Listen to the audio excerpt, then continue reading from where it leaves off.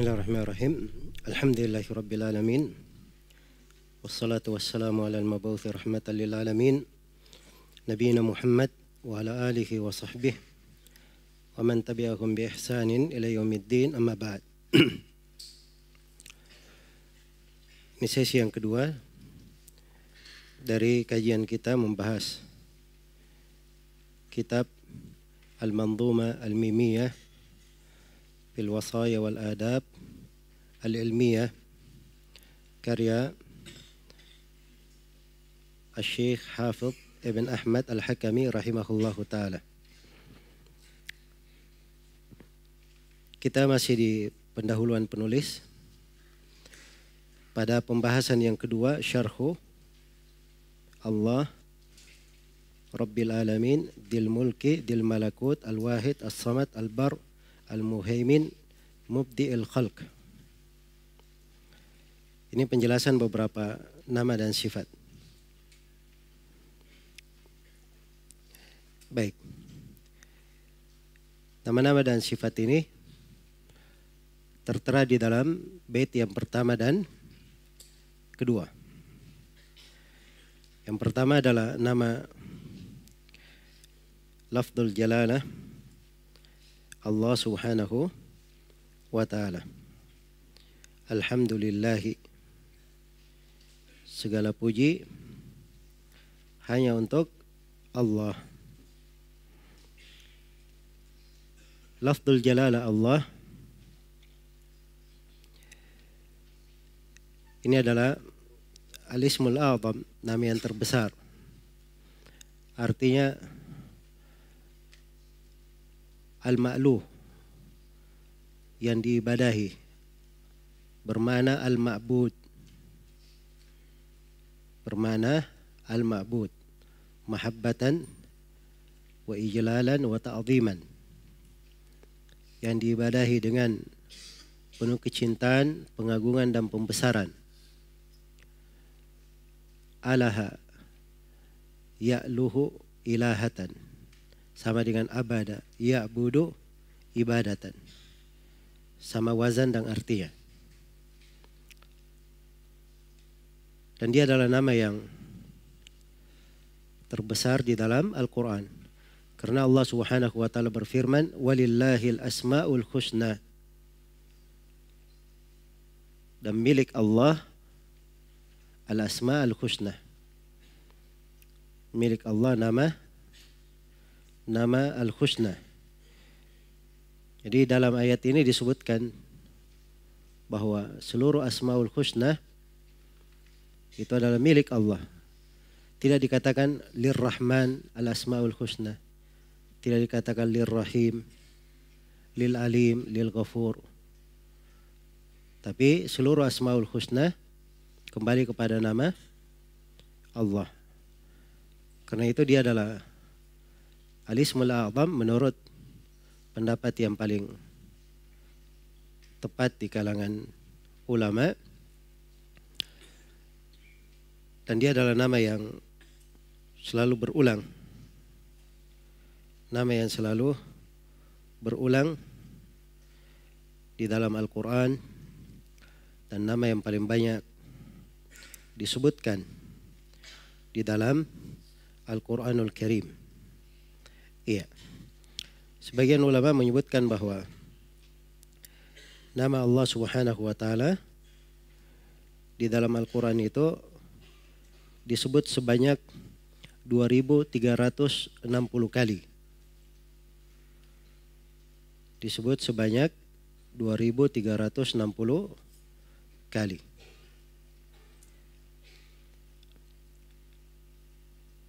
Terkait dengan nama ini, kekhususannya dari sisi lafaz dan dari sisi makna, keluasan cakupannya dan kandungan dari nama ini dari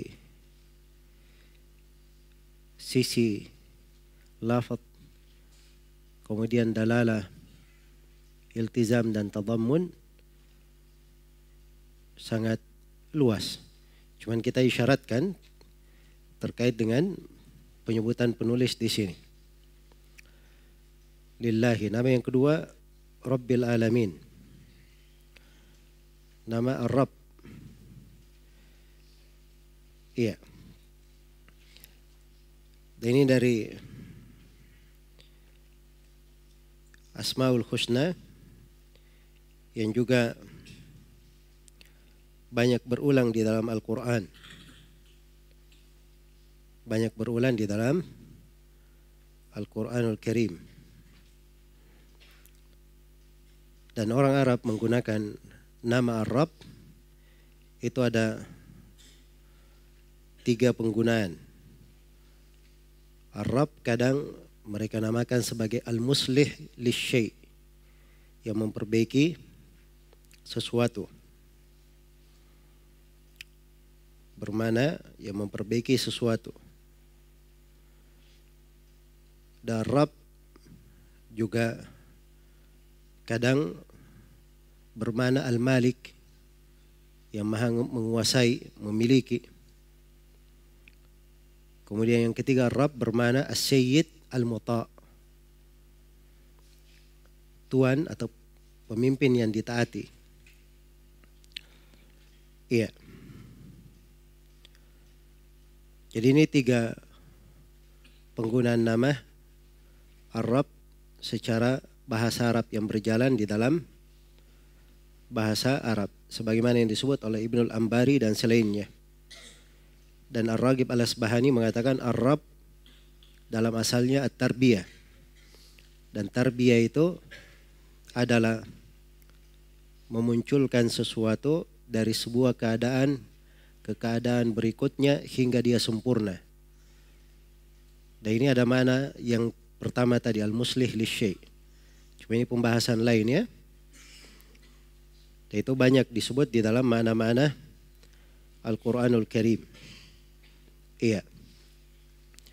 Dan ini dari nama yang paling banyak dipakai di dalam doa selain dari nama Allah, karena dari makna Ar-Rububiyah, cakupan-cakupan dari doa dicakup oleh nama yang agung ini. Karena dialah Allah Subhanahu wa taala yang mentarbiyah seluruh makhluk dengan pengaturan dan berbagai nikmat. Dia pula Allah Subhanahu wa taala yang memperbaiki hati mereka, ruh mereka, akhlak mereka, dan segala hal yang mereka perlukan. Nama yang ketiga, dan di sini bukan nama ya, pensifatan. Sifat Dil Mulki dan Dil Malakut. Iya. Dil Mulki dan Dil Malakut itu sama maknanya. Artinya yang maha memiliki kekuasaan. Maha memiliki kekuasaan. Iya. Dan di dalam bab pensifatan itu lebih luas dari bab penamaan. Dan bab ikhbar, pengabaran, lebih luas daripada bab pensifatan. Dan di sini penulis rahimahullahu taala menyebutkan dari sifat Allah Subhanahu wa taala maha memiliki kekuasaan dan maha memiliki al-malakut. Dan itu ada di dalam penggunaan-penggunaan Al-Quranul Karim. Iya. Baik. Al-malakut itu dari sigah mubalaghah, menunjukkan kata lebih. Jadi al-mulk artinya berkuasa atau memiliki. Kalau al-malakut artinya lebih daripada itu. Seperti kalau dikatakan misalnya dalam bahasa Arab ar-raghabah. Raghabah artinya berharap. Kalau sangat berharap, raghabut dikatakan. Ar-rahbah artinya sangat takut. Apa artinya takut? Kalau sangat takut dikatakan rahabut. Iya. Sama di sini al-mulk berkuasa. Kalau dia sangat berkuasa dikatakan malakut. Baik. Al-mulk, kekuasaan Allah Subhanahu wa taala itu kembali kepada 3 makna. Makna yang pertama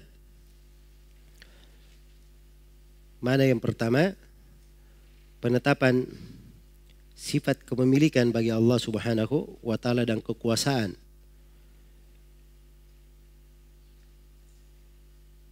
Yang menunjukkan cakupan sifat keagungannya, kesempurnaannya, kebesarannya. Iya. Kemudian yang kedua, dari mana sifat kekuasaan bagi Allah menunjukkan bahwa seluruh makhluk adalah milik Allah dan hambanya. Semuanya fakir kepada Allah Subhanahu wa taala. Kemudian yang ketiga,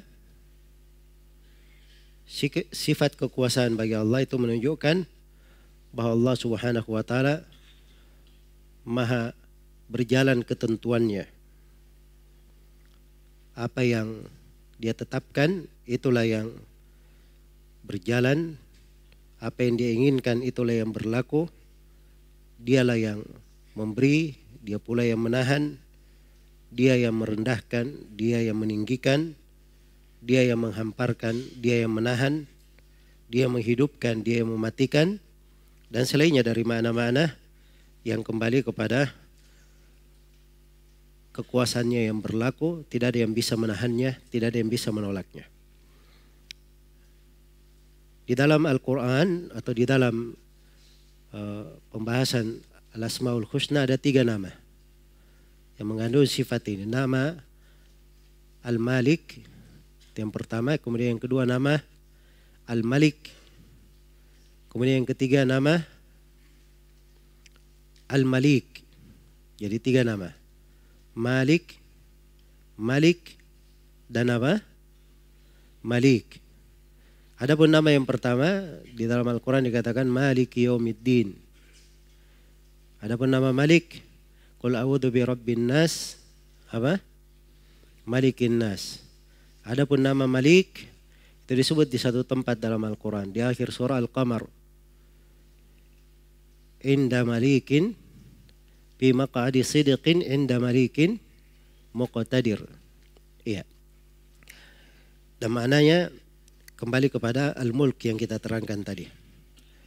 Baik, kemudian berikutnya nama Al-Wahid. Dil mulki wal malakutil wahidi. Al-Wahid artinya yang maha satu. Iya. Yang maha satu. Maksudnya dialah Allah Subhanahu wa taala yang bersendirian. Yang bersendirian dengan semua sifat kebesaran, keagungan, keelokan dan kekuasaan. Iya. Karena itu dialah Allah yang maha satu pada zatnya, tidak ada yang semisal dengannya. Maha satu pada sifat-sifatnya, tidak ada yang serupa dengannya. Maha satu di dalam perbuatannya, tidak ada syirikat baginya. Maha satu di dalam uluhiyahnya, di dalam ibadah kepadanya, tidak ada tandingan untuknya. Maha satu di dalam segala kesempurnaan, keagungan dan kebesaran. Iya. Kemudian nama berikutnya nama As-Samad. Nama berikutnya adalah nama As-Samad. Dan As-Samad dari Asmaul Husna disebutkan di dalam Al-Quran Al-Karim 1 kali saja. Di surah apa itu? Iya. Di surah Al-Ikhlas. Qul huwallahu ahad, Allahu as-samad. Allahu as-samad. Dari sisi penggunaan di ahli tafsir dan ahli bahasa, as-samad itu di dalam bahasa Arab kadang digunakan bermakna as-sayyidul azim.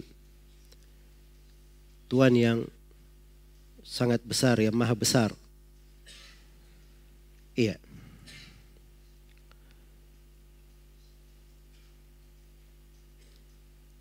Dan kadang digunakan as-samad bermakna al-musmad alladzi la jawfalah. Suatu yang musmad yang tidak ada celah padanya. Tidak ada celah padanya. Ya, kalau tidak ada celah padanya, tidak ada lubang padanya, maka dia maha sempurna.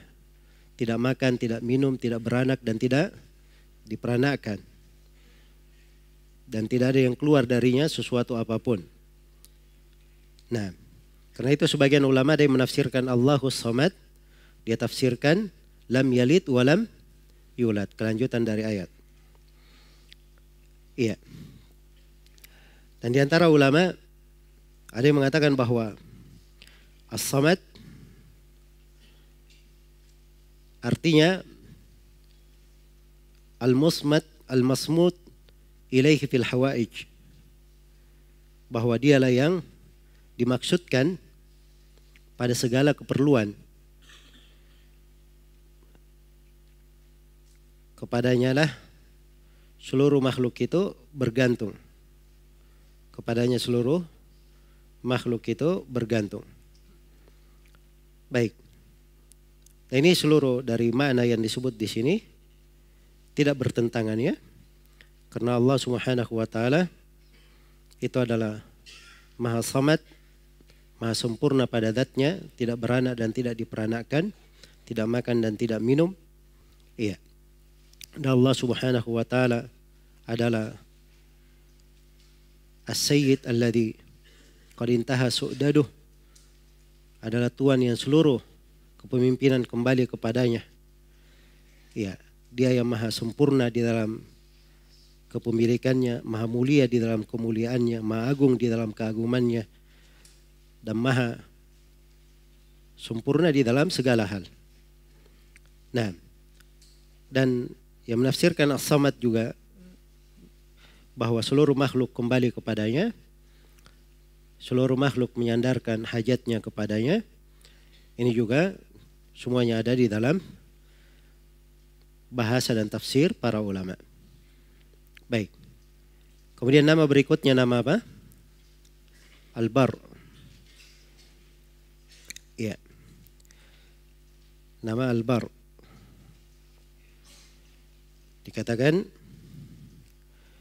Al-Barru, Al-Barri. Al-Bar itu Al-Bar secara bahasa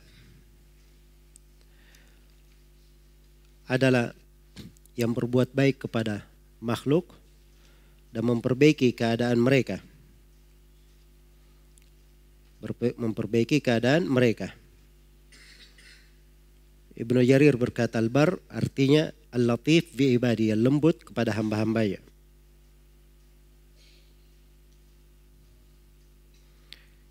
Yang lembut kepada hamba-hambanya. Nah,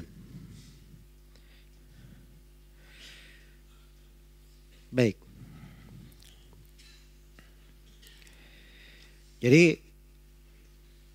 dari sisi makna untuk nama yang agung ini, Al-Bar sebagaimana yang dikatakan oleh Ibnu Al-Qayyim rahimahullahu taala, kebaikan Allah Subhanahu wa taala itu artinya kathratul khairat wal ihsan. Sangat banyak kebaikan-kebaikan dan kedermawanannya.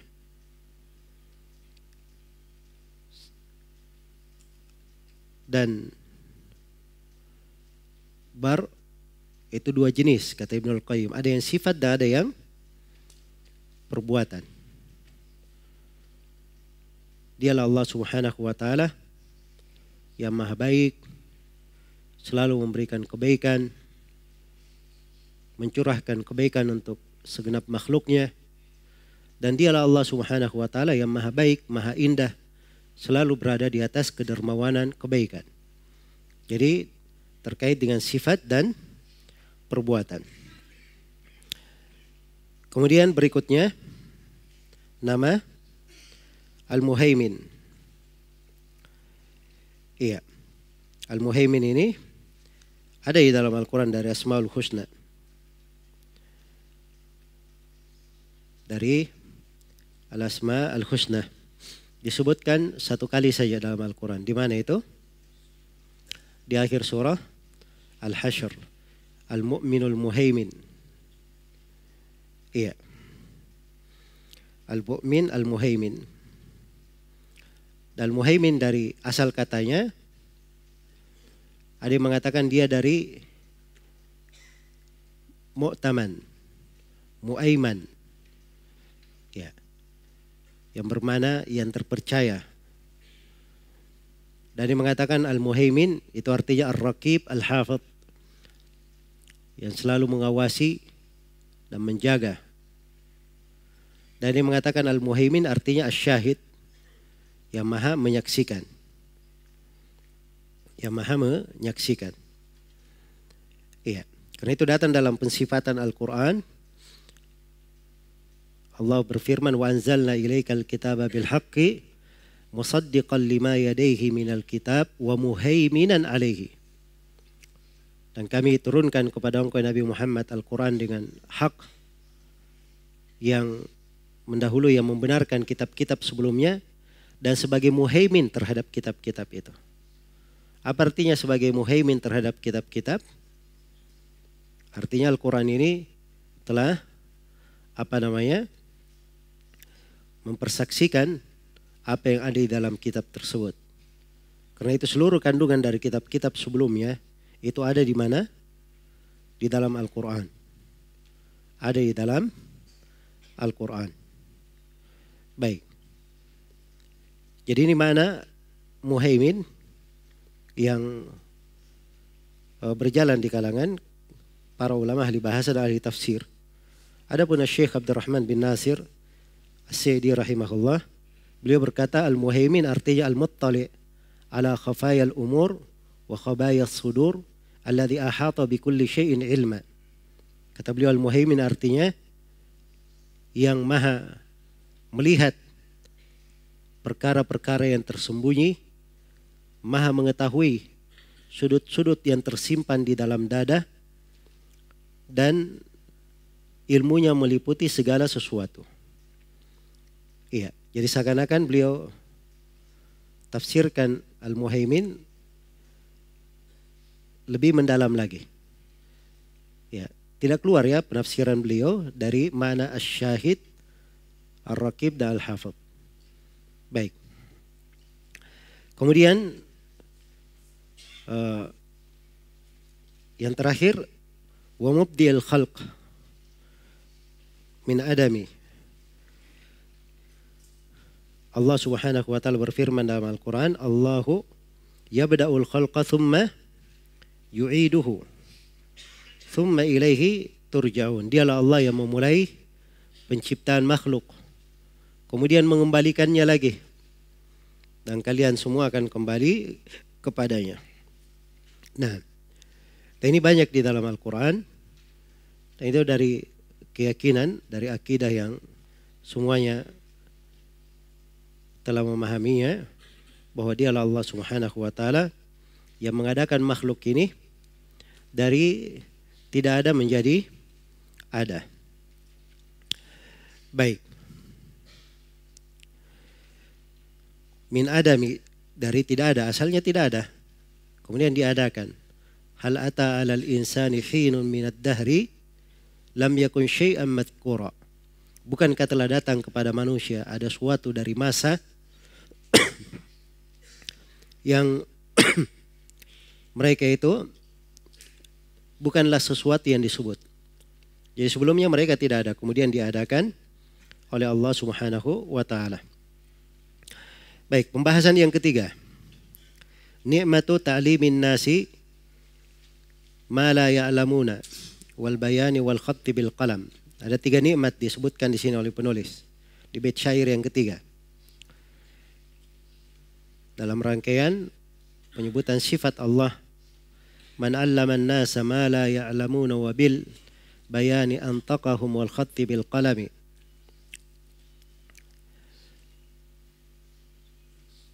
Allah Rabbul Alamin dengan berbagai sifat yang telah disebutkan oleh penulis, dialah yang allaman nasa, dialah yang mengajari manusia ma la ya'lamuna, apa yang mereka tidak ketahui. Wabil bayani antaqahum, dan mereka dibuat berbicara dengan bayan. Berbicara dengan bayan, bayan maksudnya dia bisa menjelaskan, bisa menerangkan. Wal khatti bil qalami, dan yang membuat mereka menulis dengan pena. Jadi ini ada 3 nikmat. Diajari apa yang mereka tidak tahu. Sebagaimana firman Allah, allamal insana ma lam ya'lam. Allah mengajari manusia apa yang dia tidak ketahui. Dan Allah berfirman kepada nabinya, wa 'allamaka ma lam takun ta'lam wa kana fadlullahi 'alaika 'azima. Dan Allah mengajari kepada engkau Nabi Muhammad apa yang sebelumnya kamu tidak tahu. Dan keutamaan Allah Subhanahu wa taala terhadap engkau sangatlah besar. Iya. Maka ini nikmat harusnya selalu kita ingat. Tidak ada manusia yang dilahirkan langsung jadi alim. Tidak ada manusia yang dilahirkan langsung menjadi apa? Menjadi alim. Tapi tadinya dia tidak tahu, kemudian Allah memberikan pengajaran kepadanya. Wallahu akhrajakum min butuni ummahatikum la ta'lamuna syai'a wa ja'ala lakumus sam'a wal absara wal af'idata la'allakum tashkurun. Dialah Allah yang mengeluarkan kalian dari perut-perut ibu-ibu kalian dalam keadaan kalian tidak mengetahui sesuatu apapun. Kemudian Allah jadikan untuk kalian pendengaran, penglihatan, dan hati-hati supaya kalian bersyukur. Iya. Maka ini nikmat besar, hendaknya diingat, dan penulis akan terangkan nanti keutamaan ilmu dari sisi ini. Cuma ini namanya khutbah pendahuluan, ya dibawakan kalimat-kalimat yang mencocoki pembahasan. Kemudian nikmat yang kedua, wabil bayani antaqahum, dan dibuat mereka berbicara dengan bayan.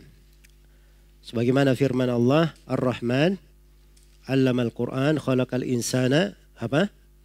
Allamahul bayan. Jadi diajarkan oleh Allah kepada si hamba ini al-bayan, bagaimana dia berbicara, menerangkan, menjelaskan.